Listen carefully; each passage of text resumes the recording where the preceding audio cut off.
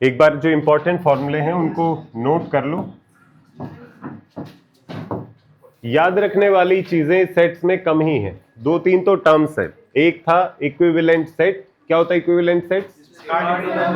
Number of elements match करें, equivalent बोला जाएगा। एक टर्म था cardinal number, number of elements को कार्डिनल नंबर बोलते हैं। एक था कंपेरेबल सेट। क्या था कंपेरेबल सेट? क्या लग रहा है, क्या था कंपेरेबल? कोई सेट दूसरे कंपेरेबल है तो वो उसका सबसेट। अगर दो सेट कंपेरेबल बोले जा रहे हैं तो या तो ए बी का सबसेट है या फिर बी ए का सबसेट है, तो इसे बोला जाता है कंपेरेबल सेट्स। उसके बाद हमने कुछ अलजेब्रा देखा था, सेट्स को ऐड सब्ट्रैक्ट कैसे करते हैं। यूनियन देखा था, A union B. A union B को यह भी बोला जाता है ए और बी। ये टर्म भी यूज की जाती है, तो इसका मतलब ए यूनियन बी ही होता है। क्यों होता है ए यूनियन बी इसके लिए? इसका मतलब यह है कि जो एलिमेंट है ए यूनियन बी में वो या तो ए में मिलेगा और या फिर बी में मिलेगा या दोनों में मिलेगा। तो ए में या फिर बी में या दोनों में, इसलिए ए यूनियन बी के लिए और वर्ड भी यूज किया जाता है। ए इंटरसेक्शन बी के लिए वर्ड यूज किया जाता है ए एंड बी।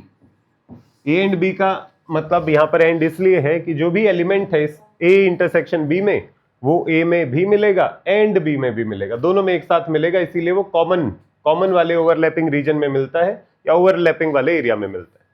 उसके बाद हमने अलजेब्रा में देखा था, दो सेट्स का यूनियन कर सकते हैं, कॉमन वैल्यूज देख सकते हैं, सेट का कॉम्प्लीमेंट किया जा सकता है। किसी ए सेट का कॉम्प्लीमेंट क्या होता है? कॉम्प्लीमेंट उसके अलावा हाँ, ए कॉम्प्लीमेंट का मतलब है ए को छोड़कर बाकी सब कुछ ए का कॉम्प्लीमेंट। बाकी सब कुछ क्या बचता है? ए को छोड़कर बाकी सब कुछ, मतलब यूनिवर्सल सेट आपने जो भी माना हुआ है उसमें कहीं ए बैठा होगा, ए को छोड़कर जो बाकी सब कुछ बचा है उसे ए कॉम्प्लीमेंट बोलते हैं। ठीक है। उसके बाद एक और टर्म यूज की थी हमने कॉम्प्लीमेंट के साथ, सब्ट्रैक्शन, कि ए और बी सेट का सब्ट्रैक्शन, इसे डिफरेंस भी बोलते हैं। ए और बी का डिफरेंस ए माइनस बी। ए माइनस बी का क्या मतलब हुआ था? हाँ, ए में से अगर बी का कोई हिस्सा है तो उसको हटा दो, अगर बी का कोई हिस्सा नहीं है कोई फर्क नहीं पड़ेगा, ए बैठा रहेगा। बी माइनस ए का मतलब होगा बी के अंदर अगर ए का कोई हिस्सा है तो उसको हटा दो, वो बी माइनस ए हो जाएगा। और इन दोनों को अगर एक साथ देखा जाए, ए माइनस बी माइनस ए को, तो इसे बोला जाता है ए सिमेट्रिक डिफरेंस बी। इसे ए डेल्टा बी से भी रिप्रेजेंट किया जाता है। बात सही? ए डेल्टा बी का मतलब ये हुआ कि अगर ये यूनिवर्सल सेट है, ये ए है, ये बी है, ए माइनस बी, लेट अस से ये ए है, ये बी, ए माइनस बी बनेगा ये रीजन, बी माइनस ए बनेगा, बी में से ए का अगर कोई हिस्सा है तो हटा दिया, ये है बी माइनस ए रीजन। दोनों को एक साथ देखा जाता है, दोनों का यूनियन किया जाता है तो बनता है ए डेल्टा बी। इसको एक और तरीके से बोला जा सकता है कि ए यूनियन बी में से आपने जो ओवरलैपिंग रीजन है वो हटा दिया है, तो इसका एक और फॉर्मूला बनता है A union B minus A intersection B. A union B में से ए इंटरसेक्शन बी हटा देते हैं तो symmetric difference A symmetric difference B बन जाता है। ये हमने अलजेब्रा देखा था। उसके बाद हमने देखा था कि इनकी मिक्स करके प्रॉपर्टीज थी, यूनियन को इंटरसेक्शन के साथ, इंटरसेक्शन को यूनियन के साथ, कॉम्प्लीमेंट को यूनियन के साथ आपस में मिक्स किया जा सकता है। तो उन प्रॉपर्टीज में याद रखने वाली बात ये थी कि चाहे ए यूनियन बी लिखा हो या फिर बी यूनियन ए लिखा हो, इनमें ऑर्डर मैटर नहीं करता। ए यूनियन बी और बी यूनियन ए एक ही बात होती है, तब तो हमने इस बात पे ध्यान नहीं दिया, पर इसको बोला जाता है कॉम्यूटेटिव प्रॉपर्टी। अगर ऑर्डर मैटर नहीं करता है, ए यूनियन बी है या बी यूनियन ए है, उसे बोलते हैं कॉम्यूटेटिव प्रॉपर्टी।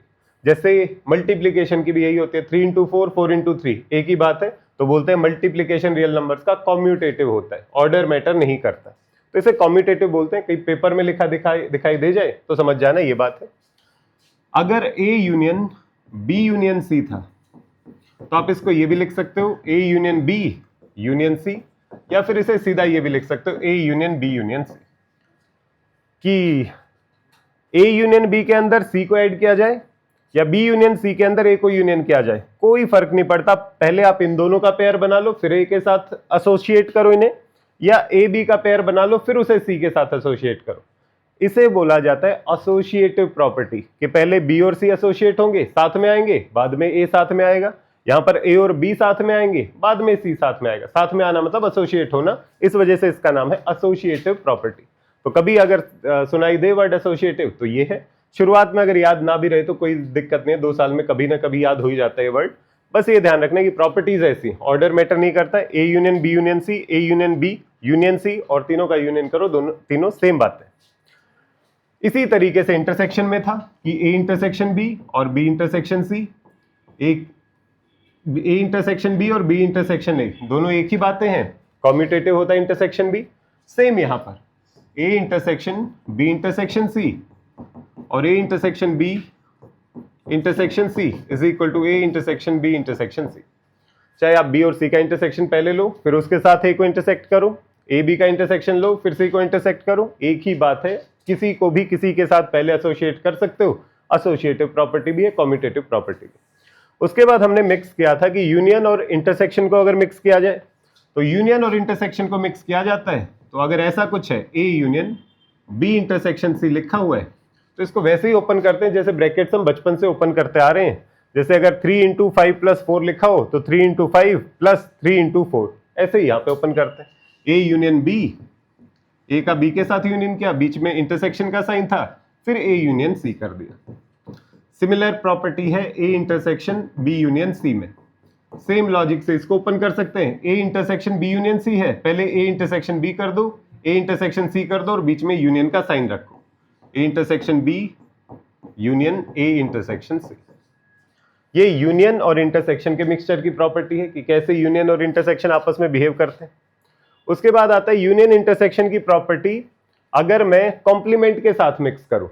अगर यूनियन और इंटरसेक्शन को कॉम्प्लीमेंट के साथ मिक्स करते हैं तो उसका एक स्पेशल नाम है, उसे बोलते हैं डी मॉर्गन्स लॉज।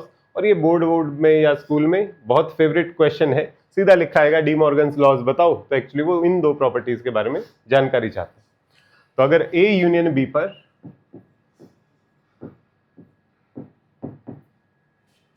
कॉम्प्लीमेंट लगाया जाए तो ए यूनियन बी का कॉम्प्लीमेंट बनता है। इसको ओपन करने का, याद रखने का तरीका, ये लॉजिक नहीं है, याद रखने का तरीका है कि कॉम्प्लीमेंट उल्टा कर देता है। ए का कॉम्प्लीमेंट होता है ए को छोड़कर बाकी सब कुछ, तो ए का उल्टा हो जाएगा ए कॉम्प्लीमेंट, यूनियन का उल्टा हो जाएगा इंटरसेक्शन, बी का उल्टा हो जाएगा बी कॉम्प्लीमेंट। तो ए यूनियन बी का complement A complement intersection B complement लिखा जा सकता है। इसी तरीके से ए इंटरसेक्शन बी का अगर कॉम्प्लीमेंट लिखा जाए तो इसे ओपन कर सकते हैं ए कॉम्प्लीमेंट, इंटरसेक्शन का उल्टा यूनियन और बी का उल्टा बी कॉम्प्लीमेंट। इस तरीके से इसे बोला जाता है De Morgan's laws. De Morgan's laws, बात सही। यूनियन इंटरसेक्शन को मिक्स कर लिया, यूनियन कॉम्प्लीमेंट को मिक्स कर लिया। लास्ट प्रॉपर्टी बचती है ये जो सब्ट्रैक्शन डिफरेंस वाला है, उसको मिक्स करना है अगर यूनियन या इंटरसेक्शन के साथ। तो अगर मुझे ए माइनस बी यूनियन सी लिखना हो या ए माइनस बी इंटरसेक्शन सी लिखना हो तो उसको लिखने का क्या तरीका है। ए में से अगर बी यूनियन सी घटाया जाएगा तो आधा तो यही रास्ता है। जैसे हमने ए यूनियन बी किया था, ए यूनियन सी किया था, तो ए माइनस बी और ए माइनस सी तो होगा, ये बनेगा ए माइनस बी, ए माइनस सी तो होगा। पर जो पहले वाली प्रॉपर्टी थी उसमें बीच वाला साइन यूं का यूं था, इंटरसेक्शन था तो इंटरसेक्शन आ रहा था, पर माइनस साइन में ये साइन उल्टा हो जाता है। यूनियन है तो यहां पर इंटरसेक्शन आ जाएगा, ये ध्यान रखने लायक बात। सिमिलरली ए सेट में से अगर बी इंटरसेक्शन सी सब्ट्रैक्ट हुआ है तो ए माइनस बी ए माइनस सी तो आएगा, जो इंटरसेक्शन वाला साइन है वो उल्टा हो जाएगा। ए माइनस बी ए माइनस सी, जो इंटरसेक्शन वाला साइन है वो यूनियन का साइन बन जाएगा। ये बेसिक प्रॉपर्टीज थी जो हमने कवर की थी। बात से प्लस होता ही नहीं, यूनियन यूज किया जाता, प्लस यूज नहीं किया जाता। यूनियन हुआ तो फिर वो वाली प्रॉपर्टीज वहां पर। बात से इसके अलावा हमने एक और फॉर्मूला किया था, number of elements in A union B. उसके फॉर्मूले क्या थे 2? अगर ए यूनियन बी दिया हुआ है, ए सेट और बी सेट का यूनियन दिया है, तो number of elements in A union B हो जाएगा। हाँ, ए और बी का यूनियन है तो याद रखो अगर 2 ही एलिमेंट है तो एक एक को ऐड, 2 को सब्ट्रैक्ट। 3 सेट हो, A union B union C, एक एक को ऐड, 2 को सब्ट्रैक्ट, 3 को ऐड। 4 हो तो एक एक को ऐड, 2 को सब्ट्रैक्ट, 3 को ऐड, 4 को सब्ट्रैक्ट। अल्टरनेटिवली चलता रहता है, बिल्कुल सिमेट्रिक पैटर्न। इसका नाम इंक्लूजन एक्सक्लूजन प्रिंसिपल भी है। इसी वजह से इसी तरीके से इसे याद रखा जाता है कि एक एक को add, number of elements in A, number of elements in B, minus दो दो को सब्ट्रैक्ट, दो दो का मतलब है common values A intersection B. जब इधर की तरफ जब भी लिखेंगे लेफ्ट में यूनियन रहेगा, इधर हमेशा इंटरसेक्शन होगा, दो दो की बात हो रही है मतलब दोनों के इंटरसेक्शन की बात हो रही है। सिमिलरली अगर तीन सेट हैं A union B union C, तो ये बनता है एक एक का एडिशन, दो दो का subtraction, A intersection B minus B intersection C minus C intersection A, उसके बाद तीन तीन का addition, A intersection B intersection C. इसको हमने वेन डायग्राम से बना के भी सारी की सारी प्रॉपर्टीज को चेक किया था कि जो वो बता रहा है वो ठीक ही बता रहा है, कुछ गलत नहीं। क्लियर, समझ में आया यहां तक? अब इन प्रॉपर्टीज को यूज करके देखेंगे। यूज करने से पहले थोड़ा सा हेल्पफुल इनसाइट है इस फॉर्मूले के बारे में कि अगर ये यूनिवर्सल सेट, ये यूनिवर्सल सेट, ये ए है और ये बी, तो कभी भी ये यूनिवर्सल सेट ये ए और बी दिया हुआ है, तो मुझे ये पता है कि इसमें सबसे बड़ा सेट कौन सा होगा, यूनिवर्सल सेट। उसके अंदर सारे एलिमेंट पहले से प्रेजेंट है, जो ए में या बी में या उसके बाहर जो एक्स्ट्रा हो सकते हैं वो यूनिवर्सल सेट में आएगा। तो हमेशा ये ध्यान रखना कि number of elements in A union B, A और बी को सबको मिला भी ले तो वो या तो यूनिवर्सल सेट के बराबर बन सकता है या फिर उससे छोटा रहेगा। तो number of elements in A union B is always less than और equal to number of elements in universal set. Universal set आपके ऊपर डिपेंड करता है आपने कौन सा सेट लिया हुआ है। अगर बाहर कोई एलिमेंट नहीं है तो A union B universal set के बराबर हो जाएगा। बाहर अगर एक दो एलिमेंट हैं तो ए यूनियन बी के अंदर एलिमेंट कम होंगे, यूनिवर्सल सेट में ज्यादा होंगे। तो number of elements in A union B will be less than और equal to number of elements in universal set. Equal होगा अगर बाहर कोई एलिमेंट नहीं, जैसे अगर मैं इसका एग्जांपल लिखूं, अगर यहां लिख दें स्मॉल ए small B small C small D small ई और बाहर कोई एलिमेंट नहीं, बाहर खाली है, ये रीजन तो हमने बनाया पर ये एम्प्टी स्पेस है, तो अब ये बोला जाएगा ए यूनियन बी और यूनिवर्सल सेट बराबर ही है, क्योंकि ए यूनियन बी में भी A B C D E आते हैं, यूनिवर्सल सेट में भी यही एलिमेंट्स रखे हुए A B C D E, तो इसका मतलब इक्वल साइन हो जाएगा। अदरवाइज अगर यहां पर कुछ एलिमेंट्स और आ जाए एफ जी, तो अब हम बोल सकते हैं ए यूनियन बी के अंदर जो नंबर ऑफ एलिमेंट्स हैं यूनिवर्सल सेट के नंबर ऑफ एलिमेंट्स से कम है। तो या तो ये बराबर हो सकता है यूनिवर्सल सेट के बराबर इसका cardinal number number of elements, या फिर नंबर ऑफ एलिमेंट्स इसके कम मिलेंगे यूनिवर्सल सेट। ये बात का ध्यान रखना। दूसरा इंपॉर्टेंट इंसाइट है ए इंटरसेक्शन बी के बारे में, कि ए और बी दो सेट हैं और इंटरसेक्शन होता है ए और बी का ओवरलैपिंग वाला रीजन। तो अगर दो सेट्स को बनाया हुआ है तो या तो वो ओवरलैप करेंगे या वो ओवरलैप नहीं करेंगे, दो ही पॉसिबिलिटी है। तो अगर ए इंटरसेक्शन बी है, अगर इसके अंदर नंबर ऑफ एलिमेंट्स देखोगे, या तो इसमें जीरो मिलेंगे एलिमेंट्स, कुछ कॉमन नहीं मिलेगा, या कुछ कॉमन मिलेगा, तो इसकी वैल्यू हमेशा ग्रेटर देन और इक्वल टू जीरो होती है। अगर ए इंटरसेक्शन बी, ए और बी में कोई कॉमन एलिमेंट नहीं है, वैल्यू जीरो रहेगी। अगर कोई कॉमन एलिमेंट आ रहा है, क्योंकि यहाँ पे लिखा हुआ है नंबर ऑफ एलिमेंट्स, मैं ए इंटरसेक्शन बी रीजन की बात नहीं कर रहा, नंबर ऑफ एलिमेंट्स कॉमन वाले रीजन में कितने हैं, वो या तो जीरो होंगे अगर ओवरलैप नहीं कर रहे हैं, कॉमन एलिमेंट्स नहीं है। अगर कॉमन एलिमेंट्स नहीं, कॉमन एलिमेंट्स हैं तो जीरो से ज्यादा नंबर्स हो सकते हैं। तो ये ए यूनियन बी और ए इंटरसेक्शन बी के बारे में अच्छी जानकारी है, जिससे इनइक्वालिटी सॉल्व करने में कभी ना कभी हमारी हेल्प हो सकती है। ए यूनियन बी के अंदर number of elements universal set से हमेशा कम या बराबर मिलेंगे। ए इंटरसेक्शन बी के अंदर नंबर ऑफ एलिमेंट्स या तो जीरो होंगे या जीरो से ज्यादा होंगे। क्लियर है? ये फॉर्मूले थे। एक क्वेश्चन करके देखो। ए सेट के अंदर कौन से हैं जिनके अंदर at least one angle different from 60 degree है, कम से कम एक एंगल 60 डिग्री से अलग है। कम से कम एक का मतलब क्या हुआ, दो भी हो सकते हैं 60 डिग्री से अलग, तीनों भी 60 डिग्री से अलग हो सकते हैं, पर ए के अंदर एक भी ट्राइंगल ऐसा नहीं आएगा जिसमें तीनों 60 हो। ये बात सही है? सोच के देखो। बोल रहे कम से कम एक एंगल 60 डिग्री से अलग है। हो सकता है एक एंगल 60 डिग्री से अलग हो सकता है दो एंगल 60 डिग्री से अलग हो सकता है तीनों एंगल 60 डिग्री से अलग हो। तो अगर इसके एंगल 60 डिग्री से अलग है तो बचे कौन से, जिसके एंगल 60 डिग्री होने चाहिए सारे के सारे। कम से कम एक एंगल 60 डिग्री से अलग है, तो इसका मतलब जो बचे हुए जो ट्राइंगल्स हैं वो होने चाहिए all angles equal to 60 degree. उल्टा भी सोच सकते हो कि मेरा आंसर सही है कि नहीं, ये जो मैंने बोला ये करेक्ट है भी कि नहीं। इसका कॉम्प्लीमेंट अगर ये है तो इसका कॉम्प्लीमेंट ये बनना चाहिए। इक्विलेटरल ट्राइंगल को अगर छोड़ दे तो कौन से ट्राइंगल बचते हैं? इक्विलेटरल ट्राइंगल के अलावा जितने भी ट्राइंगल बचते हैं। तो इक्विलेटरल ट्राइंगल के अलावा कौन सा ट्राइंगल होगा जिसका एक भी एंगल 60 डिग्री से अलग हुआ? वो इक्विलेटरल नहीं है। तो इसका मतलब एक भी एंगल अगर 60 डिग्री से, एटलीस्ट एक एंगल भी 60 डिग्री से अलग है तो इक्विलेटरल ट्राइंगल नहीं। तो ये जो बात कर रहा है ये नॉन इक्विलेटरल ट्राइंगल की बात कर रहा है, इसका कॉम्प्लीमेंट बनेगा इक्विलेटरल का कॉम्प्लीमेंट बनेगा ये, और होता भी है। ए का कॉम्प्लीमेंट होता है ए कॉम्प्लीमेंट का फिर से कॉम्प्लीमेंट लोगे ए आ जाएगा। बात सही? कन्विंस्ड? समझ में आया? दोबारा बता दूं, क्लियर है? चलो एक क्वेश्चन ये है कि इन अ ग्रुप ऑफ 400 पीपल, 400 लोग हैं, बोल रहे कि यूनिवर्सल सेट है, 400 टोटल लोग हैं तो हमारे लिए तो यही यूनिवर्स है।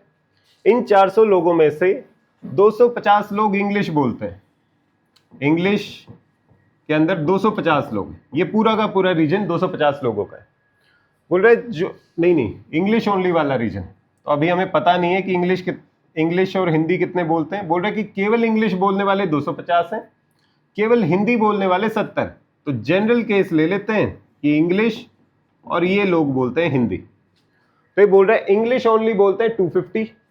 इंग्लिश ओनली कौन से लोग होंगे? ये वाले लोग जो केवल इंग्लिश बोलते हैं, हिंदी नहीं बोलते। तो ये बनेंगे 250 इधर की तरफ। हिंदी ओनली वाले कौन से केस बनेंगे? जो केवल हिंदी बोलते हैं, हिंदी इंग्लिश दोनों नहीं बोलते, ये लोग हैं 70। और बोला है कि each person can speak at least one of Hindi और इंग्लिश, कि ऐसा कोई इंसान नहीं है जो इन दोनों में इंक्लूडेड ना हो। कोई या तो हिंदी इंग्लिश बोलता मिलेगा, या हिंदी बोलता मिलेगा, या दोनों के दोनों बोलता मिलेगा, इसके बाहर कोई नहीं मिलेगा। तो बाहर कितने लोग हैं? 0 है। ये बात समझ में? अब ये बोल रहे हैं how many speak both Hindi and English. And का मतलब होता है ओवरलैपिंग रीजन। तो ये वाले लोग कितने हैं जो हिंदी भी बोलते हैं और इंग्लिश भी बोलते हैं? तो ये ढूंढना है। हमें पता है कि Hindi union English, number of elements कितने होने चाहिए इसमें? 400, क्योंकि बाहर तो कोई है ही नहीं, ये पूरा का पूरा 400 बनना चाहिए। ये बात समझ में आई? बोला यूनिवर्सल सेट में 400 लोग हैं, बाहर कोई बचा नहीं है। अगर बाहर कोई नहीं बचा है तो इसी का यूनियन 400 बना रहा होगा। ये पार्ट सही है। तो अगर ए यूनियन बी 400 है तो इसे लिखा जा सकता है number of elements in Hindi plus number of elements in English minus number of elements in Hindi and English. एक फॉर्मूला तो ये बन सकता है हमारे पास ए यूनियन बी के फॉर्मूले से। दूसरा वेन डायग्राम से भी हम देख सकते हैं कि मान लेते हैं ये बीच में जितने लोग हैं वो x है। अगर ये x लोग हैं तो टोटल कितना बनना चाहिए इनका यूनियन? 400 बनना चाहिए। तो अगर सबको ऐड करेंगे 250 जो केवल इंग्लिश वाले थे प्लस x जो कॉमन थे और 70 जो हिंदी ओनली वाले थे, ये यूनियन कितना बनना चाहिए? 400 बनना चाहिए। तो यहां से x आ सकता है, कितना बनता है x? 80। ऐसे भी लिखा जा सकता है, ये हो जाएगा 80।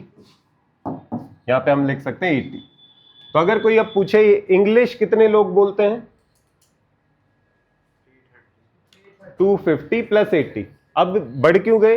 क्योंकि जो 250 है वो इंग्लिश ओनली वाले थे, जो केवल इंग्लिश बोल सकते हैं, दूसरी लैंग्वेज नहीं बोल सकते।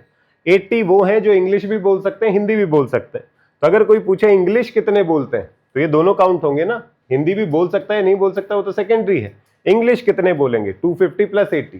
केवल इंग्लिश कितने बोलेंगे? 250। केवल इंग्लिश मतलब उन्हें हिंदी नहीं आनी चाहिए, ये हुआ ओनली इंग्लिश। ओनली हिंदी का मतलब हुआ केवल हिंदी आती हो और कोई लैंग्वेज ना आती हो, तो और कोई लैंग्वेज नहीं आती हो 70। अगर कोई पूछेगा हिंदी कितने बोलते हैं? 80 प्लस 70, 150 लोग हैं जो हिंदी बोलते हैं। और कितने लोग हैं जो हिंदी या फिर इंग्लिश बोलते हैं? 400 ही। उसने बोला ही और कोई है ही नहीं, सारे के सारे लोग या तो हिंदी बोलते हैं या इंग्लिश बोलते हैं। इसी वजह से तो हमने ए यूनियन बी को, हिंदी यूनियन इंग्लिश को 400 रखा था। इस तरीके से वेन डायग्राम का यूज करके क्वेश्चंस को सॉल्व कर सकते हैं। ये वाला फॉर्मूला है number of elements in Hindi plus ये वाला, इसमें नेगेटिव में आंसर आ रहा है। कैसे? क्या लिखा आपने नंबर ऑफ एलिमेंट्स इन हिंदी?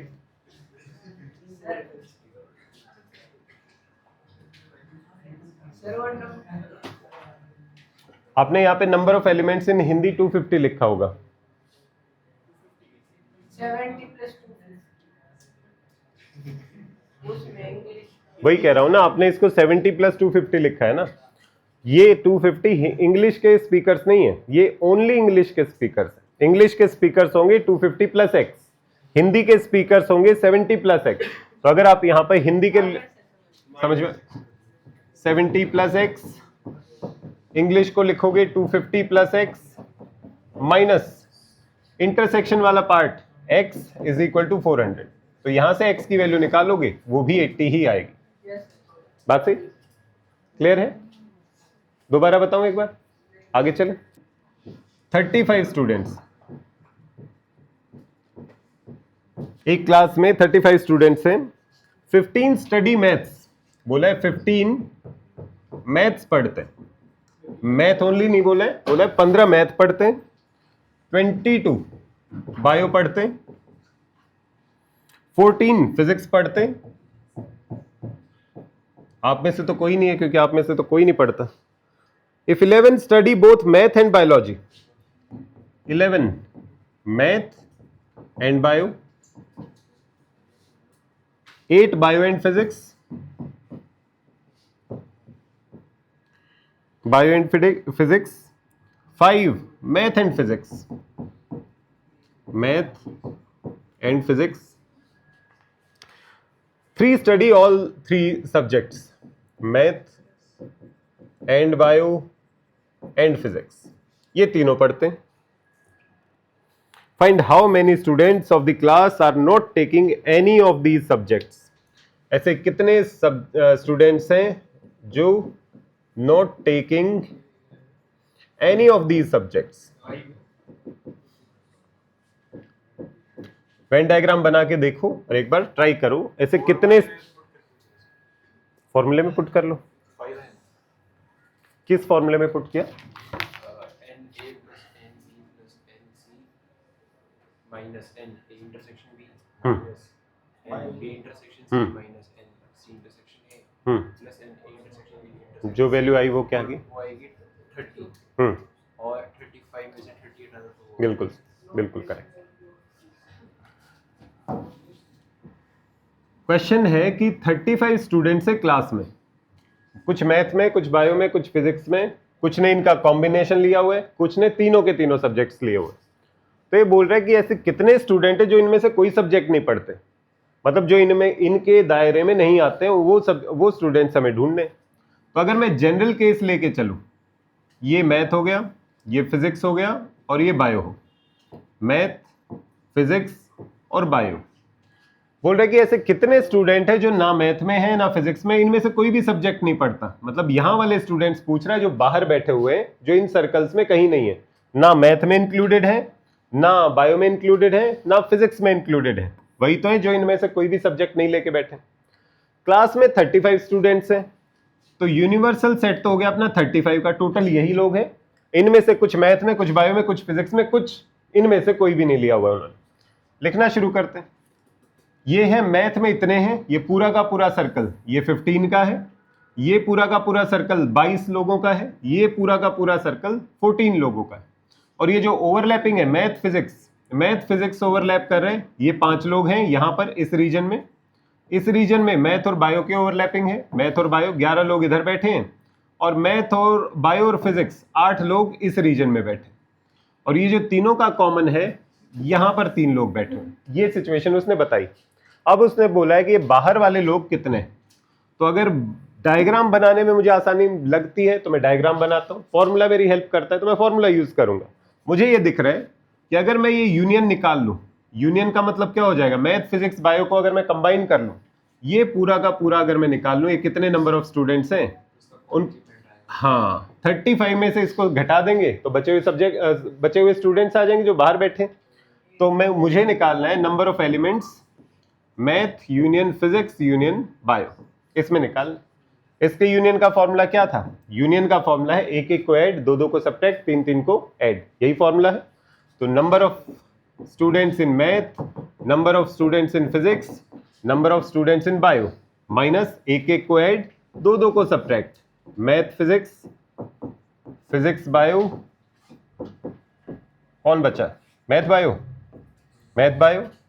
1 को ऐड, 2 को सब्ट्रैक्ट, 3 को add, number of elements in math physics bio, ये लिखा हो। वैल्यू लिख दो, आपको यूनियन मिल जाएगा 35। यूनिवर्सल सेट में से ये M union P union B हटा देंगे तो बाहर वाले एलिमेंट्स मिल जाने चाहिए जो इनके बाहर बैठे हुए। कितने बने ये? मैथ में कितने लोग हैं? 15। ये जो number of elements in math बोल रहा है ये ओनली मैथ नहीं बोल रहे। मैथ का मतलब है इस पूरे सर्कल के अंदर जितने लोग आते हैं वो मैथ है। फिजिक्स के अंदर जो एलिमेंट्स काउंट किए हैं, जो स्टूडेंट्स काउंट किए, वो यहां पर आते हैं। वो चाहे अकेला फिजिक्स पढ़ते हो, चाहे मैथ और फिजिक्स भी पढ़ते हो, चाहे बायो और फिजिक्स भी पढ़ते हो। फिजिक्स पढ़ रहे हैं तो फिजिक्स में काउंट हो रहे हैं। तो ये हो जाएगा 15 प्लस फिजिक्स में 14, बायो में 22 माइनस दोनों का ओवरलैपिंग। कॉमन कितना बन रहा है आप यहां पे देख भी सकते हो, M intersection P। Math intersection physics का मतलब हुआ मैथ एंड फिजिक्स, इसका मतलब हुआ फिजिक्स एंड बायो। तो इसी वजह से मैथ एंड फिजिक्स में 5 बनेगा, फिजिक्स एंड बायो में 8 बनेगा। ये इंटरसेक्शन ही लिखे हुए हैं, एंड का मतलब इंटरसेक्शन और का मतलब union.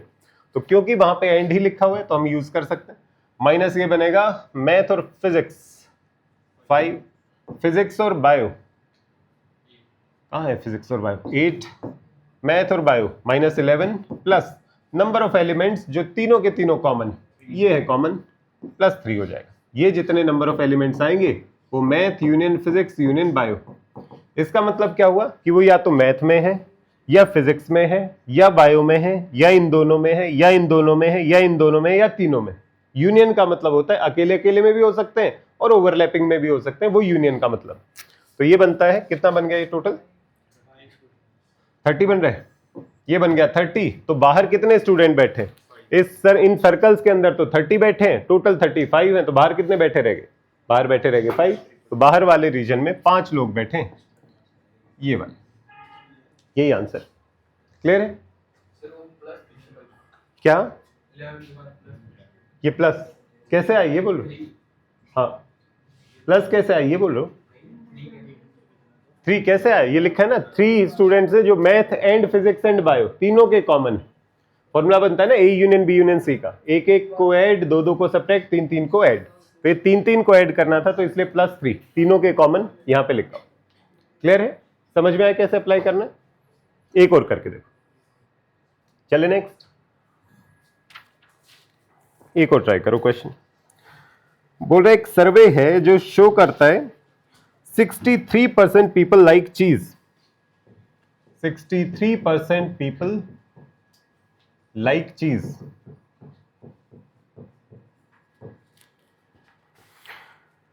76% people like apples. If X% people like both cheese and apples, X% like both cheese and apple, दोनों को पसंद करते हैं X%, find the value of X। इसीलिए मैं बोल रहा हूं आंसर सुना हुआ है, इसका मतलब ये नहीं है कि समझ में आ गया। अटेम्प्ट करके देखो एक बार। रटने की कोशिश मत करो, समझने की कोशिश करो, इसीलिए इंपॉर्टेंट।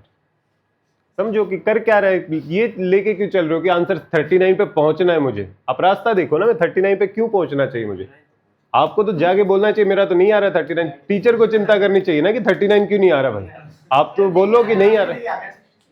हाँ मतलब आपको डर क्यों लगना चाहिए कि आप क्यों 39 बोल रहे हो। आप तो बोलो हमारा तो नहीं आ रहा, आप बताओ कैसे आएगा 39। अरे आंसर इंपॉर्टेंट नहीं है, रास्ता इंपॉर्टेंट है भाई। बंधुओं समझो इस बात को, आंसर इंपॉर्टेंट नहीं है। आंसर तो तुक्के से भी आ जाएगा। जब 4 ऑप्शन आते हैं तो 25% चांस है कि आप ठीक मार दोगे, पर वो जो रास्ता है उस 25% वाले करेक्ट आंसर तक पहुंचने का, वो रास्ता इंपॉर्टेंट है। जो यहाँ पे सीखोगे वो और कहीं पे यूज आएगा। ये क्वेश्चन इंपॉर्टेंट नहीं है, पर इसका लॉजिक जो है वो इंपॉर्टेंट है कि हो क्या रहा है। सोच के देखो, मैं तो करवाऊंगा, थोड़ा हाथ पैर मारोगे तभी समझ में आएगा। साइकिल से गिरोगे नहीं तो कैसे साइकिल सीखोगे। तो पहले अपना सिर उड़ाओ, बोलो कि मेरा नहीं काम चल रहा है, तब जाके सीख याद आए। हाँ नहीं, बस बोला 63% चीज पसंद करते हैं, 76% एप्पल्स को पसंद करते हैं, X% दोनों चीज एंड एप्पल्स को पसंद करते हैं। देखो 63% चीज को लाइक करते हैं। कौन से 63%? 100 में से, ये तो पक्का है क्योंकि परसेंट में वो बात कर रहे हैं। तो अगर टोटल 100 लोग हैं तो 100 में से 63 को चीज पसंद। ठीक है, टोटल 100 लोग हैं, ये तो पक्का पता चल गया। पॉपुलेशन में अगर 100 लोग माने तो इस 100 में से कोई 63 हैं जिनको चीज पसंद। फिर है एप्पल वाले, इन 100 में से कोई 76 लोग हैं, 100 में से 76 इसलिए बोल रहा हूं, 76% लिखा हुआ, कोई 76 लोग हैं जिनको एप्पल पसंद है, ये हो गए एप्पल वाले लोग। ये टोटल है 100। एप्पल में है 76% लोग और चीज के अंदर है 63% लोग, ये बोला उसने। और अब बोला X% जो दोनों पसंद करते हैं, ये कॉमन वाला रीजन है X% वाला, X लोगों को दोनों पसंद, ठीक है। तो अब ये क्या बोल रहा है कि X की वैल्यू क्या होनी चाहिए, X के बारे में आप क्या जानकारी दे सकते हो। अगर मैंने यहां पे X लिख दिया है तो और क्या क्या जानकारी आ गई मेरे पास, ये X है तो ये कितना होना चाहिए, ये वाला रीजन ए के अंदर, एप्पल के अंदर 76 लोग थे, X यहां पर रह गए तो 76 माइनस X इधर रहने चाहिए, ये बात सही। X लोग यहां पर हैं, चीज में टोटल 63 लोग थे, आउट ऑफ 100 बोल रहे हैं, तो 63 माइनस X लोग इधर आ गए, ये वाली बात होनी चाहिए। अब एक बात, अब क्योंकि मेरे पास बाहर क्या कोई इंफॉर्मेशन नहीं दी उसने कि कितने लोग हैं जिनको ना चीज पसंद ना एप्पल पसंद, वो कहां बैठे होंगे, बाहर बैठे होने चाहिए, पर उसके बारे में भी जानकारी नहीं दी।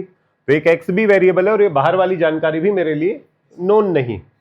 तो मैं थोड़ा सा दिमाग लगाता हूं कि अगर मैं फंस जाऊं इस तरीके से वेरिएबल्स में तो मेरी हेल्प कौन कर सकता है, वो जो मैंने सबसे लास्ट में आपको बताए थे कि A यूनियन B और A इंटरसेक्शन B की खास बात होती है। ये जो A यूनियन C होगा, A सेट और C सेट का अगर मैं यूनियन करूं तो 100 से ऊपर नहीं जा सकता, बात सही। बाहर कुछ लोग भी हो सकते हैं, बाहर 0 लोग भी हो सकते हैं, उसने बताया थोड़ी है बाहर कितने लोग हैं, उसने इंफॉर्मेशन मुझको अधूरी दी है, उसने ये नहीं बोला ऐसे कितने लोग हैं जिन्हें ना चीज पसंद ना एप्पल्स पसंद। तो अगर ये जानकारी नहीं है तो X की वैल्यू वेरिएबल रहेगी, X की वैल्यू वेरिएबल है तो ये कितना वेरी कर सकता है, ये जो A और C आपने बनाया मिला के ये 100 को तो क्रॉस नहीं कर सकता। जैसे हमने लिखा था A यूनियन B हमेशा यूनिवर्सल सेट के नंबर ऑफ एलिमेंट से छोटा रहेगा, ये बात सही। तो इस बात को यूज कर लेते हैं कि A यूनियन C के अंदर नंबर ऑफ एलिमेंट्स हमेशा less than equal to universal set होने चाहिए, 100 से कम होने चाहिए। एक तो ये बात यूज कर सकते हैं, हमेशा काम आएगी अगर दो वेरिएबल आ जाते हैं ना एक साथ X और Y, कि ये भी अगर मैं मान लूं तो ये Y ही तो है, कि बाहर कितने लोग बैठे हैं पता नहीं, Y है, यहां पर कितने X ये भी नहीं पता मुझे, तो X और Y दो वेरिएबल है तो प्रॉब्लम आएगी। तो अगर दो वेरिएबल है तो मेरे पास जानकारी इकट्ठा करने का एक अच्छा तरीका है, A union B universal set से बाहर नहीं जा सकता है, और जो ओवरलैपिंग वाले रीजन है उसके बारे में जानकारी है कि वो ग्रेटर देन इक्वल टू 0 होना चाहिए, ठीक है। तो यहां से क्या जानकारी मिल रही है हमारे पास, ये जानकारी मिल रही है कि A यूनियन C कितना बनेगा, इसमें number of elements in A plus number of elements in C minus number of elements in A intersection C less than equal to 100 होने चाहिए। A के अंदर कितने हैं, 76 थे टोटल, देखो एक बार इसमें चीज में कितने थे, 63 लोग थे, माइनस ओवरलैपिंग कितना था, X था, लेस देन इक्वल टू 100। तो X को इधर ले आते हैं, वो बनेगा 9 7 एंड 6 139 माइनस 100, तो X ग्रेटर देन 39 तो आ रहा है, X की इक्वल टू भी है ना, ग्रेटर देन इक्वल टू 39। तो एक तो ये पता चल रहा है कि X मिनिमम 39 या 39 से ज्यादा तो होना चाहिए, मिनिमम 39 हो सकता है, ठीक है। मैक्सिमम कितना हो सकता है, दूसरी इनइक्वालिटी देखते हैं, हमें यह भी पता है A intersection C greater than equal to 0 मिलेगा, बात सही। A इंटरसेक्शन C क्या है, X की value greater than equal to 0 मिलेगी, ये तो कोई काम की जानकारी नहीं, X की वैल्यू खुद ही बोल रहा था 39 से बड़ी है, तो 0 से तो बड़ी है ही, ये तो यूजफुल इंफॉर्मेशन नहीं। और क्या हो सकता है, और ये हो सकता है कि जो A इंटरसेक्शन C, ये भी नोट कर लो उसके साथ साथ, A इंटरसेक्शन C के अंदर नंबर ऑफ एलिमेंट्स हैं वो 0 से बड़े तो होंगे, पर अगर A सेट बनाऊं, ये A सेट है और इसे C सेट बनाऊं, इन A सेट और C सेट में से कोई एक सेट तो बड़ा होगा, या दोनों बराबर हो सकते हैं, या तो एक बड़ा होगा एक छोटा, या बराबर होंगे। तो अगर हाँ, तो ओवरलैपिंग अगर मैं देखूं A और C की ओवरलैपिंग कितनी हो सकती है ज्यादा से ज्यादा, अगर ये C छोटा सेट है तो छोटे सेट को मैं मिक्स करते करते करते मैक्सिमम क्या हो सकता है, पूरा का पूरा ओवरलैप करवा सकता हूं। क्या ये जो ओवरलैपिंग है, आप जैसे C मान लिया छोटा सेट है, A मान लिया बड़ा सेट है, अगर C छोटा सेट है तो क्या है ओवरलैपिंग C से बड़े रीजन की हो सकती है, नहीं, क्योंकि जो छोटा सेट होगा ओवरलैपिंग तो दोनों की काउंट होगी ना, जो छोटा सेट है वही ओवरलैप कर सकता है मैक्सिमम, जो बचा हुआ रीजन है वो थोड़ी ना ओवरलैप करेगा। तो number of elements in A intersection C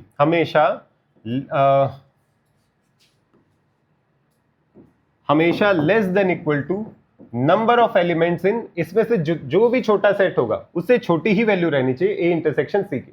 ये बात सही, ध्यान दो इस बात को। ए ये सेट है, सी ये सेट है, एक सेट में ज्यादा एलिमेंट है बड़ा सेट है, एक सेट में कम एलिमेंट है छोटा सेट है। अगर मेरे पास चॉइस है कि आप कितना भी ओवरलैप करा सकते हो इनको, अगर मैं इस रिंग को रे रिंग को ओवरलैप कराता हूं और ये पूछता हूं कि ओवरलैपिंग रीजन बड़े से बड़ा कितना हो सकता है, छोटे से छोटा तो मुझे पता था, छोटे से छोटा तो ये लो खींच दिया साइड में, कुछ ओवरलैप नहीं कर रहा है, जीरो हो गया, ये हमने लिखा हुआ था ओवरलैपिंग रीजन जीरो होगा या जीरो से बड़ा होगा। पर अगर मैं ओवरलैपिंग मैक्सिमम करने की कोशिश करूं तो जो छोटा सेट हो पूरा का पूरा दूसरे में फिट ही किया जा सकता है मैक्सिमम। अगर फिट कर दूंगा तो जो ओवरलैपिंग रीजन है वो ओवरलैपिंग क्या बनेगा, ये जो छोटा सेट था ये पूरा का पूरा ओवरलैप कर जाएगा। तो ए इंटरसेक्शन सी मैक्सिमम किस साइज का हो सकता है, जो ए और सी में से जो भी छोटा सेट है उतना बड़ा हो सकता है। ये बात समझ में आई। ये तीन चीजें ध्यान रखने वाली हैं, कहीं पे फंसोगे अगर अच्छा क्वेश्चन आए तो यहीं फंसते। A union C, A union B universal set के बराबर या छोटा रहेगा। ए इंटरसेक्शन सी, या दो सेट्स का इंटरसेक्शन या तो जीरो होगा या जीरो से बड़ा होगा, या फिर अगर आपको ए इंटरसेक्शन सी को देखना है तो मिनिमम वैल्यू तो पता है जीरो होगी, मैक्सिमम वैल्यू कितनी हो सकती है, इन दोनों सेट में से जो छोटा सेट है उसके बराबर हो सकती है, उससे आगे नहीं जा सकते। ओवरलैप और कितना कराओगे, अगर सी सेट ही छोटा है तो ओवरलैप ज्यादा कैसे कर जाएगा, जो साइज सी का उतना ही ओवरलैप करेगा। तो this should be less than equal to, अब देखो एप्पल वाला ज्यादा बड़ा सेट है, सी वाला ज्यादा बड़ा सेट है, एप्पल वाला बड़ा है सी वाला छोटा है, तो इसकी वैल्यू ओवरलैपिंग की सी सेट में जितने एलिमेंट्स है उससे ज्यादा नहीं हो सकती। ये पार्ट समझ में आया, ये तीनों चीजें, ये सबसे इंपॉर्टेंट सीखने वाली बात। नंबर इंपॉर्टेंट नहीं, आंसर इंपॉर्टेंट नहीं, ये थिंकिंग लॉजिक इंपॉर्टेंट है कि अगर वहां पे वेरिएबल y है, या तो मैं इतना रिस्क लेके चलूं कि यहाँ पे y ले लेता हूं और उसके बाद इक्वेशंस बनती जाएंगी, उन्हें सॉल्व करते जाएंगे, या फिर मैं इन इनइक्वालिटीज का यूज कर सकता हूं कि यूनियन होगा तो यूनिवर्सल सेट से छोटा मिलेगा, ओवरलैपिंग है या तो जीरो ओवरलैपिंग होगी या कुछ ओवरलैपिंग होगी greater than equal to zero, या फिर दो सेट की ओवरलैपिंग है तो मैक्सिमम कितना ओवरलैप कर सकते हैं, जो उनमें से छोटा सेट होगा उससे ज्यादा ओवरलैप आप कर ही नहीं सकते। बात सही, तो ये बन जाएगा। तो ए इंटरसेक्शन सी की value less than equal to number of elements in C होना चाहिए। Number of elements in C कितने हैं, 63। This should be less than equal to A intersection C, क्या है ए और सी की ओवरलैपिंग, ओ ए और सी की ओवरलैपिंग एक्स है, तो एक्स की वैल्यू 63 से आगे नहीं जा सकती, 63 के बराबर या छोटी हो सकती है, इधर से बन रही है एक्स की वैल्यू 39 के बराबर या 39 से ज्यादा हो सकती है, तो एक्स की वैल्यू को 39 और 63 के बीच में रहना ही पड़ेगा। अगर मैं केवल इतना बोल देता कि एक्स की वैल्यू 39 से ज्यादा हो सकती है, आंसर क्यों गलत होता, फिर तो एक्स की वैल्यू 70 भी ले सकते होंगे आपके अनुसार, तो 39 से ऊपर कोई भी वैल्यू ले लो, पर उसमें लिमिट ये है कि ये एक्स की वैल्यू 63 से आगे नहीं जा सकती, ओवरलैपिंग आप इतना नहीं कर सकते कि छोटे सेट से भी ज्यादा ओवरलैप करो। बात सही, समझ में आया क्वेश्चन। इसलिए ये अच्छा क्वेश्चन है क्योंकि इसमें तीन चीजें देखने को मिलती हैं। पहली ये इनइक्वालिटी जो हमने शुरुआत में की थी, ए यूनियन बी कभी भी यूनिवर्सल सेट से बाहर नहीं निकलेगा, ओवरलैपिंग कभी भी नेगेटिव नहीं हो सकती, जीरो होगी या कुछ ओवरलैपिंग होगी, ओवरलैपिंग मैक्सिमम उतनी ही हो सकती है जो छोटे साइज का सेट है, दो में से जो छोटा सेट होगा उससे ज्यादा ओवरलैपिंग नहीं हो सकती। तो इन तीनों बातों को नोट कर लो, कहीं पे अच्छा क्वेश्चन आया तो यहीं से आएगा, बाकी सारी तो इजी क्वेश्चंस, इन लॉजिक्स को नोट कर लेगा। अगर ये यूनिवर्सल सेट है, ये सेट ए है, ये सेट बी है, तो एक तो ये ऑब्जर्वेशन है कि number of elements in A union B हमेशा less than equal to universal set के अंदर जितने एलिमेंट्स होंगे। ध्यान रखना ये सब बातें नंबर ऑफ एलिमेंट्स के लिए हो रही है, सेट की बात नहीं चल रही। Number of elements in A union B, number of elements in universal set. दूसरा, जो ए और बी का ओवरलैपिंग रीजन होगा, अगर आपके पास चॉइस है इनको ओवरलैप करवाने की या ना ओवरलैप कराने की, तो ए और बी का जो ओवरलैपिंग है वो या तो जीरो होगा या जीरो से बड़ा होगा। ये दूसरी जानकारी कभी अगर जरूरत पड़ जाए। तीसरी जानकारी कि अगर ए और बी को मैक्सिमम ओवरलैप कराना है आपको, ये देखना है कि वो केस कौन सा होगा जिसमें मैक्सिमम ओवरलैप करा रहे, तो ए इंटरसेक्शन बी हमेशा ओवरलैप करते करते less than equal to number of elements in B. Let us say if B has if number of elements in B is less than number of elements in A. जिसमें भी थोड़े number of elements होंगे तो overlap maximum उतना ही हो सकता है जिसमें थोड़े नंबर ऑफ एलिमेंट्स। ए में अगर कम नंबर ऑफ एलिमेंट्स होते तो हम लिखते less than equal to number of elements in A. ये 3 जानकारियां सबसे इंपॉर्टेंट है इस टाइप के क्वेश्चंस को सॉल्व करने के। बात सही। आज जो आपको एक्सरसाइज दी गई है उसमें इस टाइप के क्वेश्चंस कई सारे मिलेंगे, उनको अटेम्प्ट करना जो वेन डायग्राम वाले क्वेश्चंस है, और उसके बाद कल डाउट्स लेके आना। पर